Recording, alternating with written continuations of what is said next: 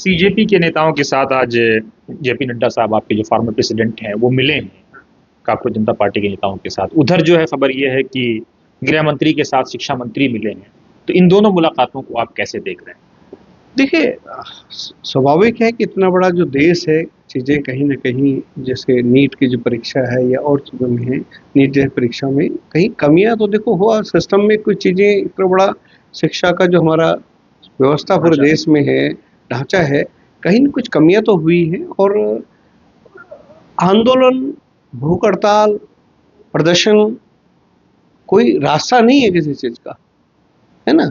आपस में क्या होता है कि चीज़ें हैं, तो ये बात जिस तरह से आज जो जिन्होंने भूख हड़ताल पे थे, सोनम जी, उन्होंने आज उनका मैंने सुबह-सुबह उनका मेल देखा, उनका एक व्हाट्सएप पे मतलब ट्वीट किया कि भाई हम लोग अगर हम बात के लिए हम लोग तैयार हैं, अगर सरकार हमसे बात करे तो हम लोग आज मतलब हम लोग सब चीज़ हाँ, समर्थन के लिए तैयार हैं।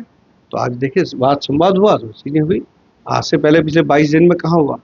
लेकिन पिछले 15 दिन में जिस तरह से चीज़ें सामने आई कि अरविंद केजरीवाल, राकेश टिकैत और जो पूरा विपक्ष था, जिनकी आदत हमेशा, जिनका मतलब कहते हैं ना कि जिनका रोज़ का मतलब हंगामा करना, वो जिस तरह से मंचों पे नज़र आए, उनके भाषण नज़र आए, तो देश की जनता के सामने और युवाओं के सामने चीज़ें आ गई, भाई ये हमारे नाम से, हमारे नाम की लड़ाई से ये लोग कुछ और कर रहे हैं।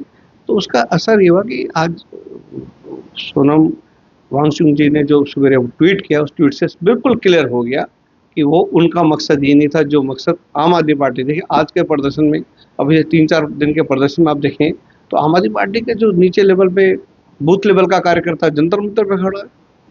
ये विद्यार्थियों का प्रदर्शन नहीं है, ये तो राजनीतिक कुछ दलों का प्रदर्शन है।